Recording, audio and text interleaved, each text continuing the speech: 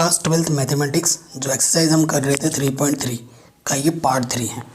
इससे पहले मैंने बाकी करा रखे हैं और बाकी चैप्टर पूरा करा रखा है जिसके लिंक्स मिल जाएगी डिस्क्रिप्शन पे। सो क्वेश्चन नंबर 10 इम्पॉर्टेंट है, काफ़ी बार पूछा भी गया है। कह रहे हैं express the following matrices as the sum of symmetric and skew symmetric matrix. तो देखो, वीडियो को लेंथी बनाने का मेरा कभी भी कोई मूड नहीं होता है, ठीक है। सो मैं देखो 4 क्वेश्चन दे रखे हैं, आपको क्लियरली दिख रहा है। ये वाला जैसे होगा ये वाला भी वैसे ही होगा, सेम ऑर्डर का है, बस डिजिट चेंज है। ये वाला जैसा है ये भी वैसा है, बस 3 ऑर्डर का है, बस डिजिट चेंज है, लेकिन लॉजिक दोनों में सेम लगेगा। तो मैं सिर्फ फर्स्ट और सेकंड करूँगा, थर्ड एंड फोर्थ गाइस आप खुद कर लेना प्रैक्टिस के तौर पे, ठीक। एंड चलिए शुरू करते हैं बिना किसी तरीके। इससे पहले मैंने बेसिक कॉन्सेप्ट आपको पहले ही बता रखा है, थ्योरम वगैरह समझा रखे हैं पार्ट 1 वीडियो में। क्वेश्चन नंबर कौन सा है हमारा? ये 10 है, ठीक। हमें क्या बोलना है? कोई मैट्रिक्स है, देखो if A is a square matrix, matrix का स्क्वायर होना बहुत ज़रूरी है। If A is a square matrix, तो उस मैट्रिक्स को हम इस रूप में लिख सकते हैं 1/2 e प्लस ए डैश, ठीक है, plus 1/2 e minus A dash. ये वाला जो पार्ट होता है वो सिमेट्रिक पार्ट होता है, ठीक है, और ये वाला जो पार्ट होता है वो स्क्यू सिमेट्रिक पार्ट होता है। यानी कि किसी भी स्क्वायर मैट्रिक्स को सिमेट्रिक और स्क्यू सिमेट्रिक मैट्रिक्स के एडिशन के फॉर्म में लिखा जा सकता है। ये थ्योरम भी थी, हमने डिस्कस किया था, और इसी थ्योरम के यूज़ से इन क्वेश्चनों को सॉल्व करना है। तो जनरली मैं क्या करूँगा, इस टर्म को मैं p बोल दूँगा और इस टर्म को q बोल दूँगा, और a को मैं p प्लस q के इस फॉर्म में लिख के दिखाना है। यही क्वेश्चन बोल रहे हैं हमसे, और मैं आपको क्लियरली बता भी दूंगा कि ये जो पार्ट आएगा ना वो सिमेट्रिक क्यों है, क्योंकि आपको कॉन्सेप्ट पता है। अगर ए मैट्रिक्स को लेके चलेंगे, इफ़ ए का ट्रांसपोज अगर ए आता है तो वो क्या होता है? वो होता है सिमेट्रिक। एंड इफ़ ए का ट्रांसपोज माइनस ए आता है तो वो क्या होता है? स्क्यू सिमेट्रिक, ठीक है, ये हम जानते हैं ना। ओके, सो चलिए स्टार्ट करते हैं फर्स्ट पार्ट। यानी कि फर्स्ट पार्ट में हमारे पास क्या है? लेट ए हमें क्या दे रखा है? एनसीईआरटी से देख लेते हैं। 3 5 1 -1 ये चीज़ हमें दे रखा है एज अ मैट्रिक्स के तौर पर, ठीक है। तो हमें मैट्रिक्स में देखो उसका ट्रांसपोज तो चाहिए ही चाहिए, ए डैश चाहिए हो रहा है। सो ट्रांसपोज ऑफ ए यानी कि ए डैश, आपको पता है पहली रो क्या बन जाती है? पहली कॉलम, दूसरी रो दूसरी कॉलम। सो ये हमारा क्या हो गया? ए डैश। नाउ हमारा जो पी होता है वो क्या है? ए प्लस ए डैश अपॉन 2, ठीक, ये हमारा पी है। सो अपॉन 2 बाद में डिस्कस करते हैं। ए हमारे पास क्या है? 3 5 1 -1 प्लस ए डैश के हमारे पास 3 1 5 -1। आगे देखते हैं। मैट्रिक्स का एडिशन तो हमें पता ही है, ये वाला कंपोनेंट इसके साथ ऐड होता है 6, ये वाला कंपोनेंट इसके साथ ऐड होता है 6, ये वाला इसके साथ 6, और ये वाला इसके साथ ऐड होता है तो -2।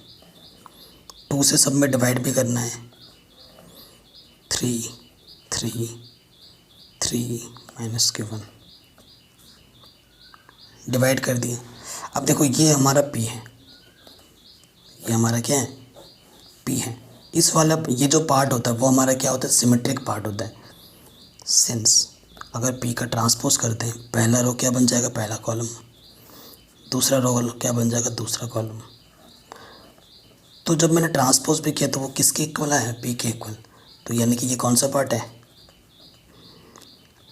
सिमेट्रिक पार्ट है, ठीक है। वो हमें बताना होता है सिमेट्रिक पार्ट, वो हम बता भी रहे हैं। तो P हमारा आ चुका है, इक्वेशन नंबर 1।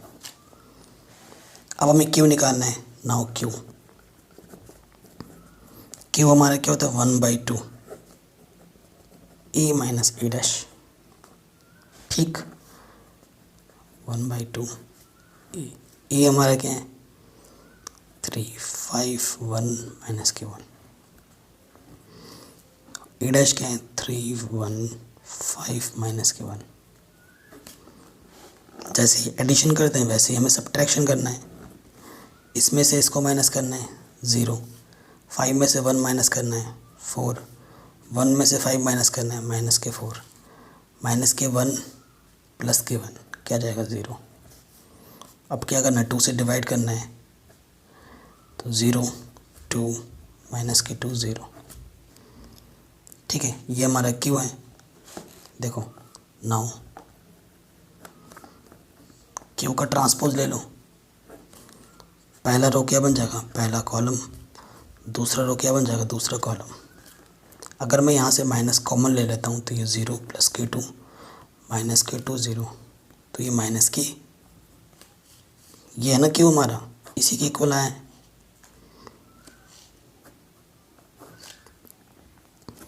ठीक है, यानी कि ये क्या है स्क्यू सिमेट्रिक मैट्रिक्स है, ये वाला पार्ट जिसे हमें बताना होता है।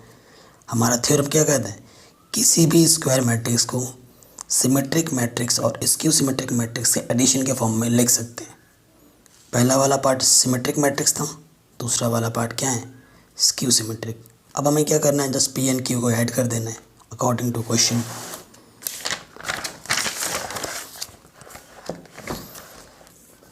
According to question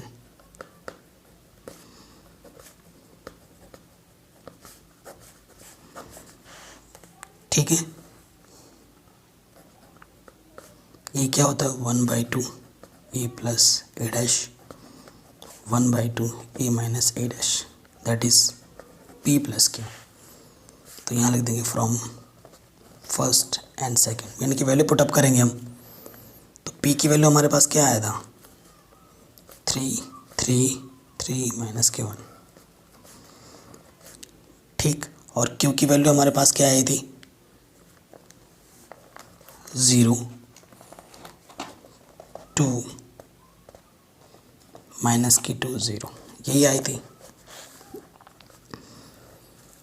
3 plus 0 3 3 plus 2 5 3 minus 2 1 minus 1 0 minus के 1। ठीक है, और ये किसके इक्वल आ गया एक इक्वल, हेंस प्रूव्ड। यही हमें प्रूव करना था। ठीक है, जैसा काम हमने 2x2 के लिए किया है सेम प्रोसेस हमें 3x3 के लिए भी करना होता है। तो सेकंड पार्ट पे आ जाते हैं। ये वाला तो इसी की तरह जस्ट ये वाला हो जाएगा।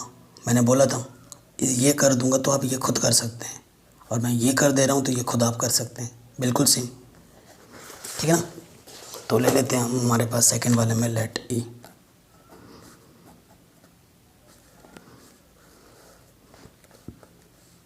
क्या यहाँ पे 6 माइनस के 2 2 माइनस के 2 3 माइनस के 1 2 माइनस के 1 3।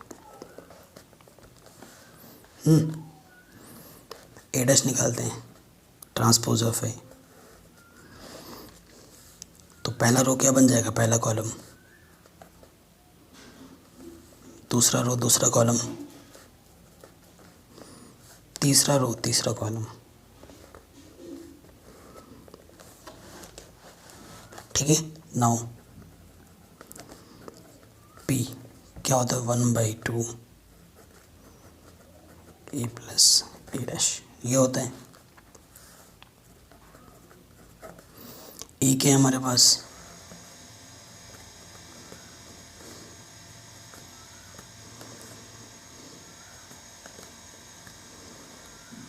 प्लस ए डैश लिख देंगे।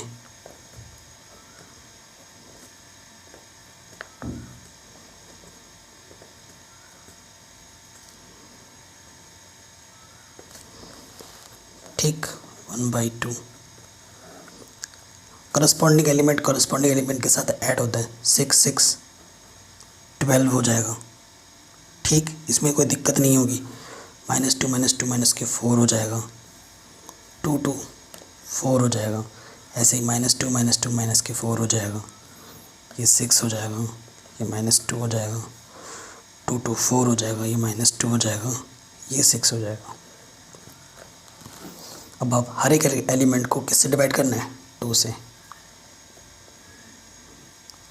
तो ये क्या आ जाएगा, 6 -2 2, 2 से डिवाइड करेंगे, -2 3 -1 2 -1 3। ठीक, ये चीज़ आ गई। तो ये हमारा क्या आ गया, P, ये P आ गया। सिंस P का ट्रांसपोज करोगे, इसका ट्रांसपोज करोगे तो पहली रो क्या हो जाएगी, पहली कॉलम, दूसरी रो क्या हो जाएगी, दूसरी कॉलम,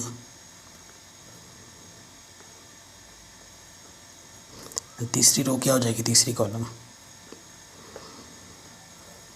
ठीक है, तो P का ट्रांसपोज किसके इक्वल है, P के इक्वल है, यानी कि ये वाला पार्ट क्या है, सिमेट्रिक, जो कि आपको चाहिए होता है। ये आपका क्या हो जाएगा, इक्वेशन नंबर 1। कौन सा, ये ऊपर वाला जो आपका P आया है। ठीक है, ऐसे ही आपको क्या निकालना है, Q।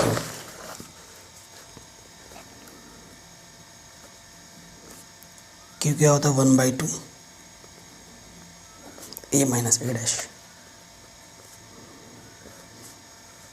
A रखते हैं यहाँ पर 6,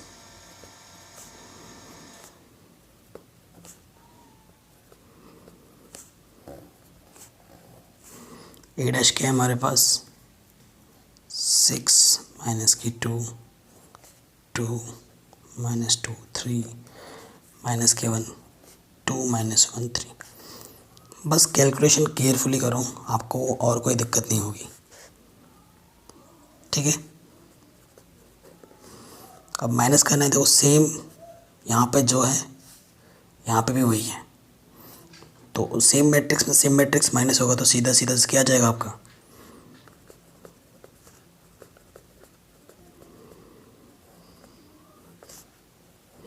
अब हर एक एलिमेंट को 0 से डिवाइड करोगे तो 0 अपॉन समथिंग तो 0 ही होता है। ठीक, ये Q है, ये क्या है, Q है। अब Q का ट्रांसपोज लोगे तो 0 का ट्रांसपोज तो वही आ जाएगा, 0 0, लेकिन हम इसको -0 भी लिख सकते हैं, कोई फ़र्क नहीं पड़ता, क्योंकि दिखाना है ना इस पार्ट को हमें Q सिमेट्रिक। इसको ऐसे भी लिख सकते हैं, क्योंकि 0 के सामने माइनस लगाओ प्लस लगाओ, होता तो वो 0 ही है। तो ये क्या हो गया, Q सिमेट्रिक।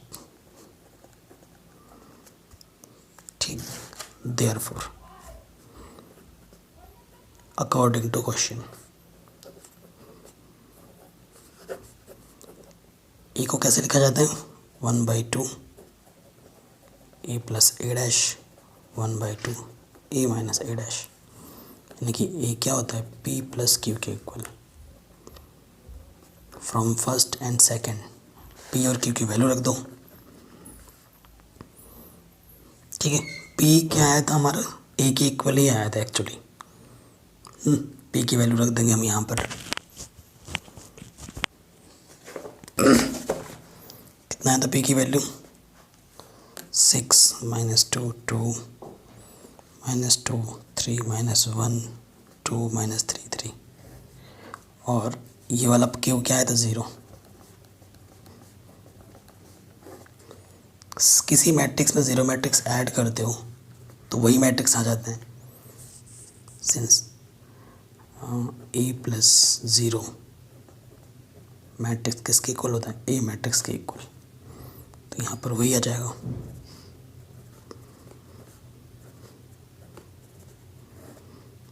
करस्पॉन्डिंग एलिमेंट में करस्पॉन्डिंग एलिमेंट जोड़ो वाला सिस्टम भी लगाओ तब भी वही चीज़ है। ठीक है, तो देखो A के इक्वल आ गया, ये चीज़ equal to A, hence proved. ठीक, यही हमें करना था। सो आपको समझ में तो आ गया होगा। Question number 3rd and 4th आप खुद से बना सकते हैं ईजिली।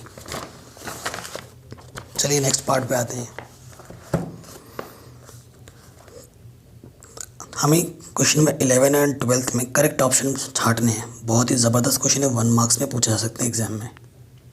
पूछा भी गया है, इस क्वेश्चन को पूछा गया है 2-3 बार। कह रहे हैं if A and B are symmetric matrices of same order, तो A B minus B A क्या होगा? स्क्यू सिमेट्रिक, सिमेट्रिक, ज़ीरो या आइडेंटिटी? क्या बोला? ए और बी सिमेट्रिक मैट्रिसेस हैं।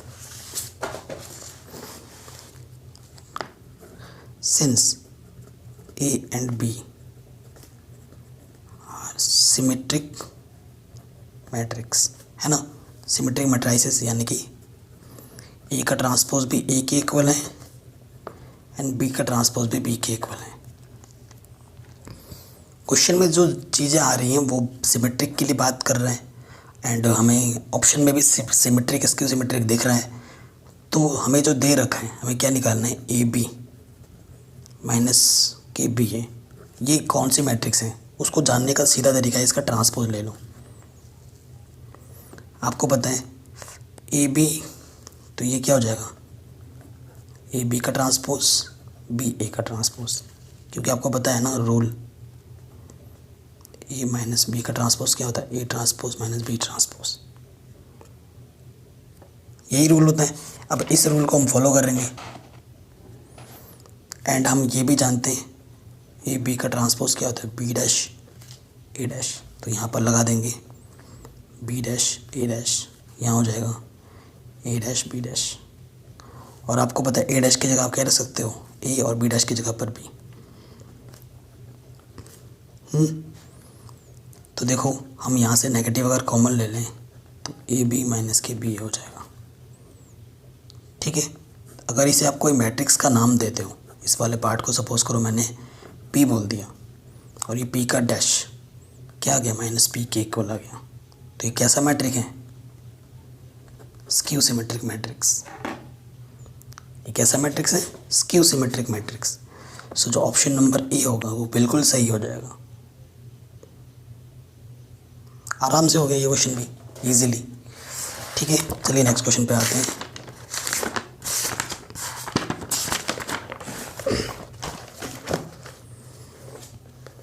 क्वेश्चन नंबर क्या बोल रहे हैं कि अगर ए हमारे पास ये मैट्रिक्स है और ए प्लस ए डैश हमें आई देता है, तो अल्फ़ा की वैल्यू इनमें से कौन सी होगी? ये हमें बनाना है। ठीक है, बहुत ही शानदार क्वेश्चन है, आसान भी है। देखो ए हमारे पास क्या है? कॉस अल्फ़ा माइनस के sine alpha, sine alpha cos alpha. हमें गिवन क्या दे रखा है? ए प्लस ए डैश किसके इक्वल है? आई के। तो हमें अल्फ़ा की वैल्यू बतानी है।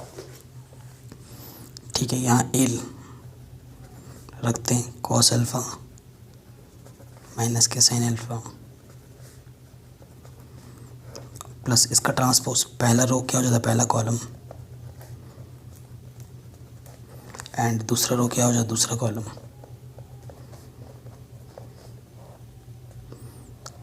आई के इक्वल आइडेंटिटी मैट्रिक्स 1 0 0 1। देखो ये वाला इसके साथ यार ऐड होगा तो ये क्या हो जाएगा? 2 cos alpha minus sine alpha plus के साइन अल्फ़ा 0, साइन अल्फ़ा में साइन अल्फ़ा गया 0, कॉस अल्फ़ा 2 कॉस अल्फ़ा।